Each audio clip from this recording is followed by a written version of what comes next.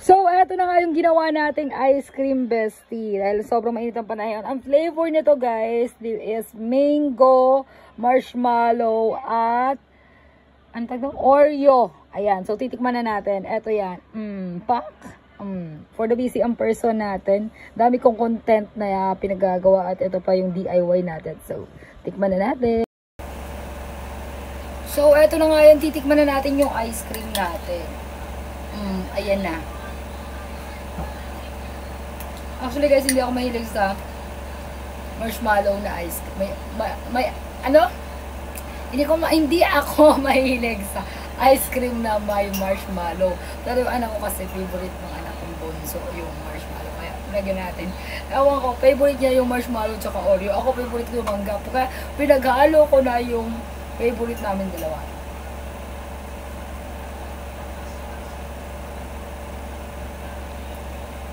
Sarap. Lasang-lasa yung mangga. Bongga.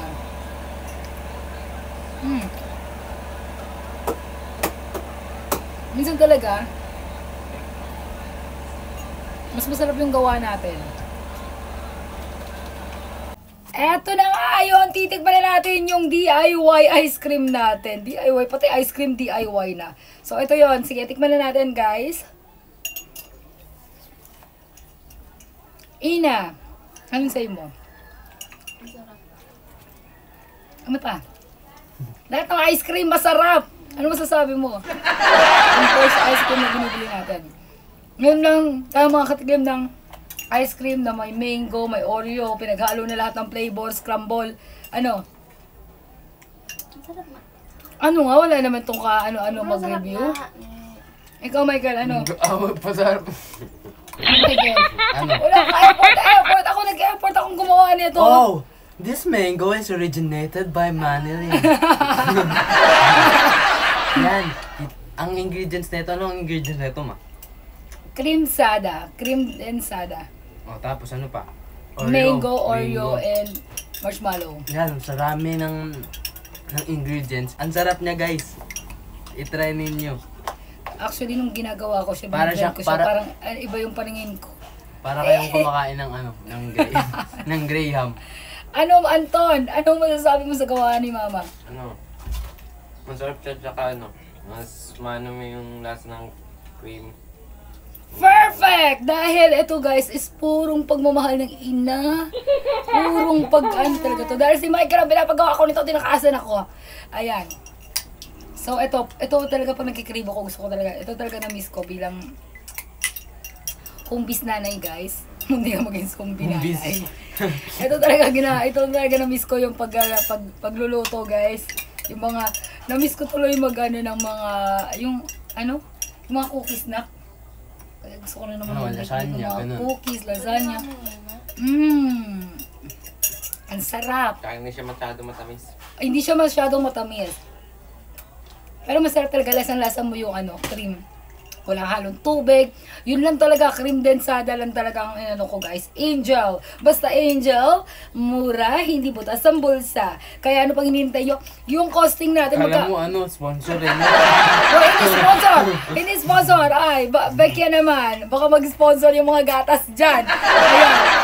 Tsaka, eto guys isang cream o lang yung ko dito. Oreo pala. Isang Oreo lang. Yung binili mo Michael. Isa yung 4 ang laman.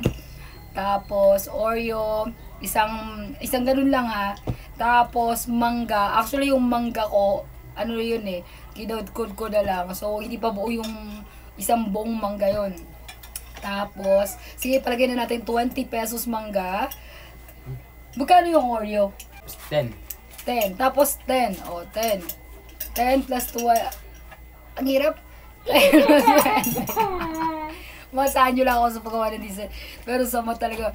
10, 20, plus kuryente, 5 pesos, 35, plus yung cream densada nasa, pagpalagay na natin, 50 ba yung bilhin natin? Cream densada, 60. 60. Oh, bestie, wala pong 100, bestie, oh. Kita mo. Sawa-sawa tayo sa ice cream.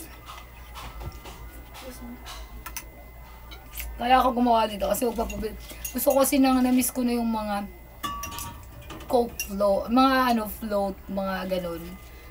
Mag-ano ako, ice cream float, ganyan. Mamaya bibili ako ng soft drinks, lalagay ko.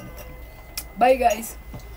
Bye everyone! Ayan, mga mamshi, mas makakatipid kayo at mas masarap kapag gawaan nyo talaga. Samahan nyo ng pagmamahal. Minsan huminga-hinga din kayo. Ayan, alam kong very stressful and nakaka-high blood, nakaka-stress ang pagiging nanay, ang role nating mga nanay. Huminga tayo mga bestie.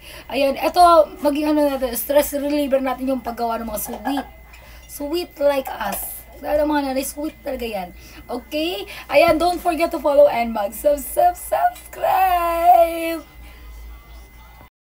Thank you so much for watching! Kung hindi ka pa nakaka-subscribe, bestie, mag-subscribe ka na and comment, share! Love you!